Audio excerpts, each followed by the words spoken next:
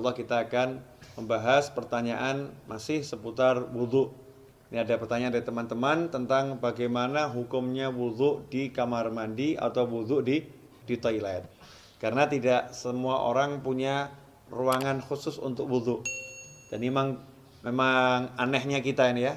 Kita ini kalau bangun rumah ada ruangan untuk mandi, ada ruangan untuk masak, ada ruangan untuk tidur, ada ruangan untuk ngopi. Tapi untuk ibadah yang paling penting sholat, musola enggak ada. Kemudian fasilitas untuk sholat, wudhu juga tidak disediakan khusus. Ini kita kelemahannya. Menyikapi hal itu, maka timbul pertanyaan, kalau wudhunya tidak di ruangan khusus, ya tidak di ruangan khusus untuk wudhu atau enggak punya padasan. Kalau orang Jawa dulu punya padasan ya, gentong yang ada lubangnya di bawah, taruh di halaman untuk minum atau untuk wudhu. Kalau enggak punya seperti itu, adanya kamar mandi, adanya toilet, atau ketika di mall atau di pasar, wudhunya tidak di tempat khusus wudhu, tidak di luar ruangan, tapi di dalam toilet, di dalam kamar mandi, atau di dalam WC kalau bahasa umumnya ya. Kira-kira seperti apa? Sah enggak wudhunya? Kalau ditanya wudhunya sah atau tidak, maka wudhunya sah kalau memang syarat-syarat sahnya wudhu dipenuhi, kemudian hal-hal yang membatalkan wudhu tidak dilakukan, wudhunya sah-sah saja. Tetapi timbul masalah, orang wudhu itu ada sunnah-sunnah dan ada adab. Di antara sunnah-sunnahnya adalah membaca Bismillahirrahmanirrahim di awal wudhu seperti yang sudah dijelaskan. Kemudian nanti ada doa setelah wudhu. Dan ada adab-adab yang diajarkan oleh para ulama. Ada ulama-ulama yang menyusun doa-doa ketika basuh wajah, doa ketika berkumur, doa ketika membasuh tangan, doa ketika membasuh kaki, seperti yang dijelaskan oleh Imam Ghazali dalam kitabnya Bidayatul Hidayah. Jadi memang doa-doa itu tidak diajarkan Rasulullah SAW, tapi orang diajarkan untuk berdoa kapanpun ya. Apalagi kalau doa ini dari para ulama.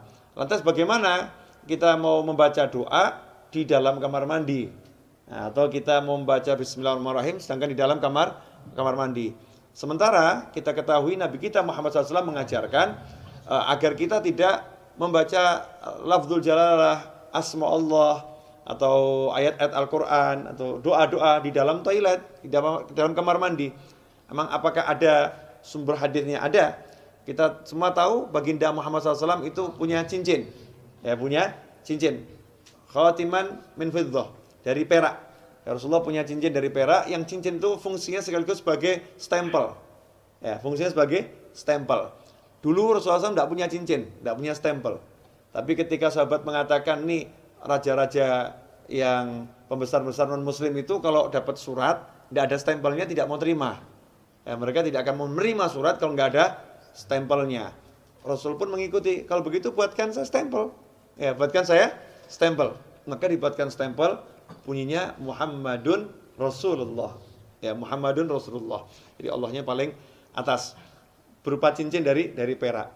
Ketika Rasulullah wafat SAW, setelah wafatnya Rasulullah, cincin itu dipakai oleh Sayyidina Abu Bakar As-Siddiq radhiyallahu anhu. Setelah wafatnya Sayyidina Abu Bakar dipakai oleh Sayyidina Umar ibn Khattab. Kemudian dipakai oleh Sayyidina Utsman bin Affan radhiyallahu anhu. Nah, ketika dipakai Sayyidina Utsman, cincin itu jatuh ke Bir Aris, ya, sumur Aris. Ya, kemudian tidak ditemukan lagi. Nah, apa dasarnya? Ketika Rasulullah masuk ke khala, ke tempat buang hajat, Rasulullah selalu melepas cincinnya. Jadi ketika masuk ke tempat buang hajat, Rasulullah SAW selalu melepas cincinnya. Karena di cincinnya itu ada tulisan Muhammadun Rasulullah.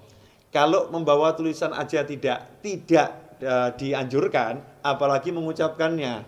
Ya, membawanya aja tidak dianjurkan, apalagi mengucapkannya. Berdasarkan hadis tersebut, yang diriwayatkan oleh Imam Al-Hakim, ya, dalam kitabnya Al-Mustadrak Al-Sahihain. Di situ beliau menyatakan, anna Rasulullah labisa khatiman naksuhu Muhammadur Rasulullah. Fakana idza dakhala al-khala wada'ahu. Kata Al-Hakim dalam kitab Al-Mustadrak, Az-Zuhri menyebutkan bahwasannya Rasulullah SAW punya cincin yang tulisannya adalah Muhammadun Rasulullah. Idza dakhala al-khala wada'ahu. Kalau masuk ke khala, ke toilet, Rasulullah SAW selalu melepaskan cincinnya tersebut. Hadits ini sahih menurut syarat Imam Bukhari dan Muslim, tapi tidak dicantumkan dalam kitab hadis Bukhari maupun Muslim. Maka ditulis oleh Al-Hakim dalam kitabnya Al-Mustadrak yang disusulkan, ya hadis-hadis yang diusulkan. Sebetulnya menurut Bukhari dan Muslim sahih, tetapi belum atau tidak dicantumkan dalam kitab Bukhari maupun kitab Muslim. Nah, hadis ini menunjukkan memang kalau masuk kamar mandi jangan bawa tulisan yang mengandung nama Allah atau nama Rasulullah Shallallahu Alaihi Wasallam. Dari sini ulama kemudian mengambil kesimpulan kalau membawa tulisan nggak boleh, apalagi membacanya. Bukan haram ya, tidak boleh dalam arti tidak beradab atau kurang sopan. Karena itu seyukianya jangan berwudu di toilet, seyukianya. Cari tempat wudu yang memang betul-betul untuk wudu. Kalau tidak adanya toilet, barulah silahkan wudu di toilet atau di kamar mandi atau di WC. Tapi kalau wudu di kamar mandi, toilet atau WC, jaga adabnya. Apa adabnya itu? Ya satu, jangan membaca asma Allah. Cukup dibaca di dalam hati. Lantas bagaimana dengan doa setelah wudu? Ya doanya dibaca di luar kamar mandi. Jadi selesai wudu langsung keluar baca doa setelah wudu. Atau bismillahnya dibaca di luar dulu. Bismillahirrahmanirrahim, masuk langsung wudu juga. Nah, dengan begitu maka sunnahnya tidak hilang, tetap bisa melaksanakan sunnah-sunnah yang dianjarkan oleh Nabi Muhammad Sallallahu Alaihi Wasallam. Insyaallah sedikit ini barokah dan jangan kemudian jadi jalan justru. Oh berarti wudhu di toilet gak apa-apa. Oke deh, kita wudhunya di toilet aja ya. Jangan seperti itu. Usahakan wudhu di luar toilet agar bisa melaksanakan banyak sunnah. Kalau memang terpaksa baru berwudhu di toilet. Wal afu minkum. Wassalamualaikum warahmatullahi wabarakatuh.